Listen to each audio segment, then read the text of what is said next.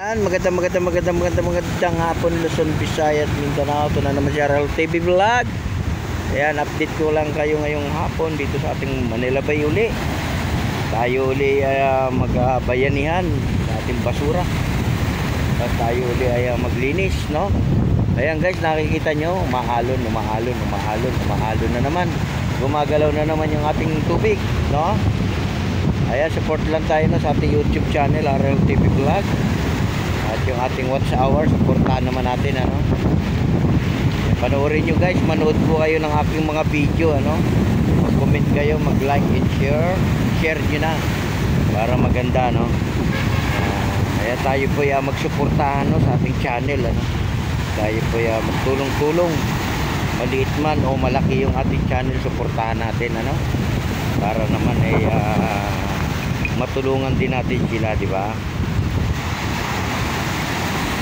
Ayan, RL TV Vlog, magandang hapon po sa inyong lahat.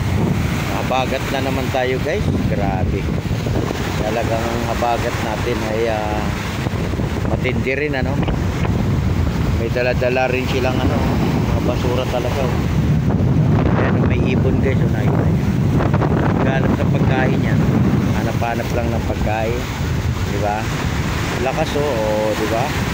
Hindi kagaya pag nasa ibang lugar ka, no, makikita mo yung alon, ano, mata. Diba? Dito ang alon dito sa atin sa Pilipinas. Yan kaya lugar ang may alon na malaki, no? Mga parte probinsya, no? Doon yung alon na malalaki, di ba? Yan guys, yung mga inanod, mga inanod yan. Sinampa na, no, tuyo na, di ba? Kasama pang mga plastic na naman. Ayan, may gulong pa, Ayan, nakita nyo. May gulong.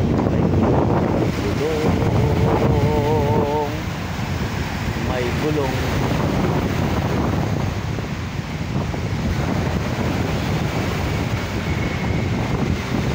Ayan, diba, no? Tuloy-tuloy pa rin tayo, no, sa ating update ngayong hapon. Magandang hapon ulit.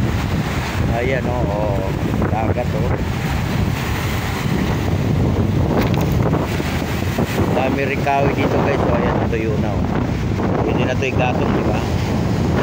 Ito guys, yung mga kawayan dito, malaking tulong to. Pwede natin ito pang bakod, no, sa ating mga halaman, diba? Lalagyan nyo lang siya ng pintura, para yung ating halaman ay may design, diba? Yan, pwede rin siyang kung nagluluto kayo ng kahoy, maraming kahoy dito.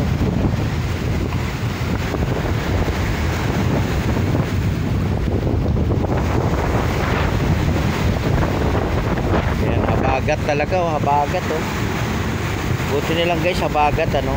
Hindi naman siya masyadong makulimlim, ano. Mahangin siya dito sa itong Manila.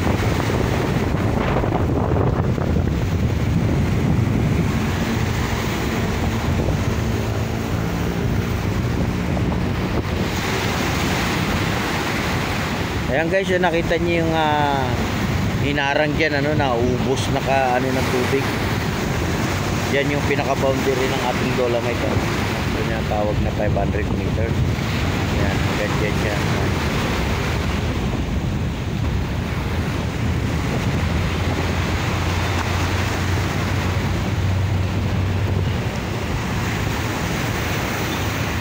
Ayan, support lang tayo all. Ayan. Gandang hapon po sa lahat ng mga masyal ngayon, sa lahat ng nagtatrabaho. Ingat-ingat pa rin tayo sa pag-uwi, no? At sa lahat ng ating mga pasyalan, ingat po tayo. Importante, magdala pa rin tayo ng ating umbrella, no? Yung pinaka-importante sa lahat. Yung alon guys, no? Alon. Ang alon naman, bakit naman ang alon? No? Hindi pa rin tayo pwede maligo sa ating Manila Bay, ano? Bawal pa po. At yung pagpasok sa ating Dolomite, libre po yan, libre.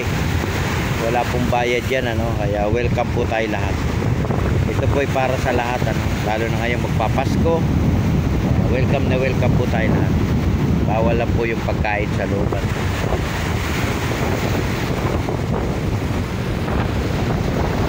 Ayan, God bless po sa ating lahat. Ingat po tayo lahat. Ingat-ingat lang po at lagi po tayo mag-break araw-araw ng ating ginagawa para po tayo gabayan ng ating Panginoon Jesus na hindi tayo mapahamak.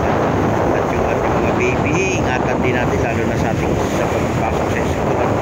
Turuan natin sila para pagdating ng araw sila naman yung magandang kinabukasan nila, no? Turuan natin sila lalo sa pag-aaral. Ayan po, di ba?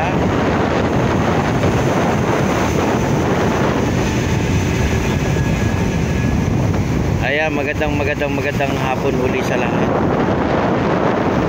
Ayan, ngayon po ay October 4, 2023. October na tayo guys, no? Tapos na yung ating September, October.